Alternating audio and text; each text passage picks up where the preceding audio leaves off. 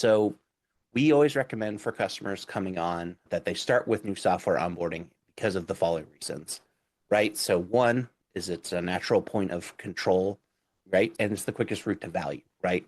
So it's the quickest way for you to show to your boss, hey, I'm finding stuff and I'm protecting the business. Additionally, opportunity for organizations to mitigate risks before deployment, right?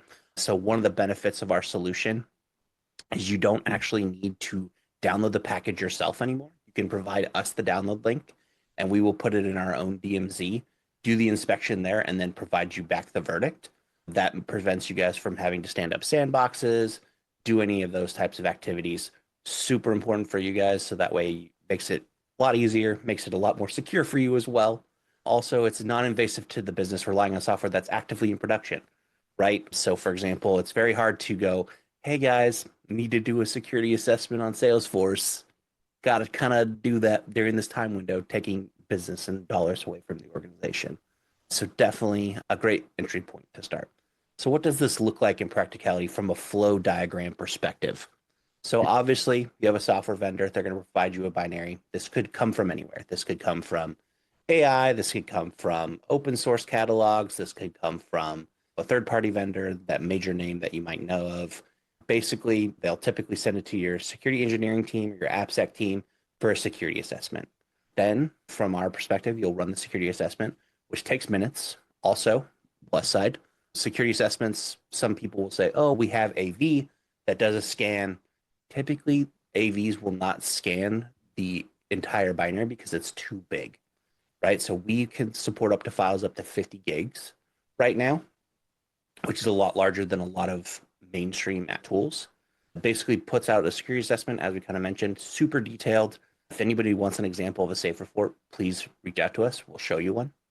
But basically, they'll get the security assessment, and then we'll provide you a verdict, right? So first verdict, the great verdict that everybody wants, is the approved verdict, right? Okay, software is safe, good to go. No problems with malware, tampering, vulnerabilities, hardening, secrets, licensing, etc. What do you do after that? Win for you. You get to send it to procurement.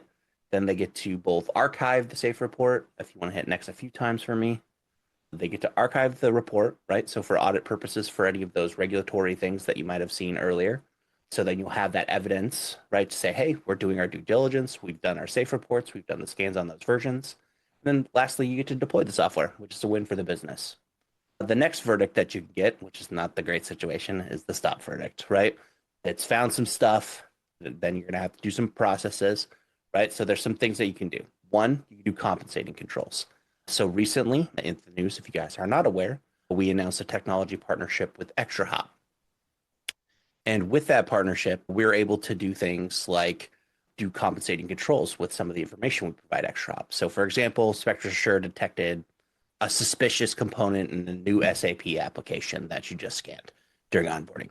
Because the business still obviously needs to deploy it, ExtraHop will then monitor the application's network activity, suspicious communications, or behaviors associated with the identified risk, right? So therefore, you can then say, okay, we understand that there's a little bit of risk here, but we know that we can compensate the controls and then approve it for deployment. Then the other verdict that you could have, or the other option you could do, is you could say, nope, we're not going to deploy this. It's too risky. We can't compensate it enough to where we feel comfortable. We can send it back to the vendor for a report. So typically, we've seen lots of organizations do this, and I know that a lot of you guys might be concerned with the idea of, oh, will the vendor actually care, blah, blah, blah. We're not really a big company. They're not going to really care that much. Our contract isn't that big. Yes, they are going to care. So basically what I would do is say, you typically would send the components or the safe report identifiers that you want fixed in the software, and then you can redo the process again. So we've seen tons of vendors do this and have been very successful. And then the last verdict that we get for the security assessment is called the caution verdict, right? I'll mention here at a high level, we have the ability to do internal controls based on safe levels. So what it allows you to do is it allows you to set up custom policies where you can say, hey, in order to deploy software, it has to at least be free from malware and tampering, right? You can establish that as your policy. And you can make sure that if it flags there, it doesn't go through.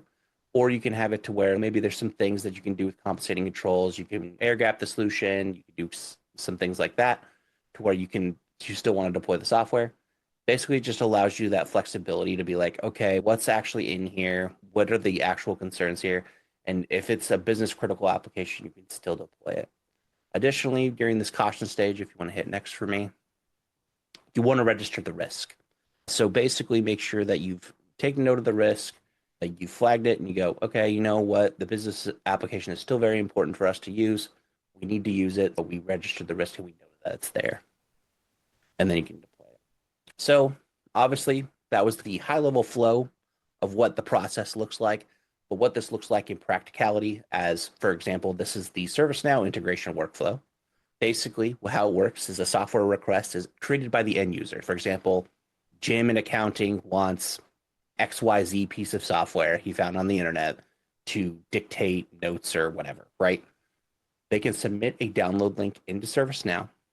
Then the line manager will get an approval for a yes or a no, right? So the line manager will typically go, yeah, sure, it's a piece of desktop software. It should be okay. They'll send it to us, right? And then that's when we download it into our DMC, do the analysis, and based on the custom policies that you established when you originally purchased the software, you can basically get a yes, no answer, right? So you'll get a pass or fail verdict, right? So what this looks like in ServiceNow is if it fails, it'll assign tasks based on the subject matter of the issue. For example, if the issue is a malware issue, it might send it to the security engineering team. If it's a networking issue, it might send it to a different team, or maybe it's a licensing issue, maybe it sends it to a different team. Basically, it'll automatically create the tickets for you and assign those to those people. Then it basically, after those are either looked at by a human being, the risk approval goes either yes, no, right? And then basically it'll be assigned for installation, link to the CI, and request for CMDB. So it can do, so basically the cool thing about this is if you integrate it properly into your ITSM workflows, it doesn't change your process at all, it just speeds it up, right? So it'll basically do that security assessment for you on the fly from the end user, so you don't even have to ingest it and upload it anywhere, etc. It'll give you a quick yes, no, pass, fail verdict based on the policies you've established as your organization and get you faster to basically the install phase. Additionally, it'll flag stuff and make sure that it's remediated appropriately in your organization. So it's a very cool, powerful workflow to use. This is how we recommend most organizations deploy our solution, but obviously there's the version of it where you can review the safe reports with your security engineering team and make a verdict as well.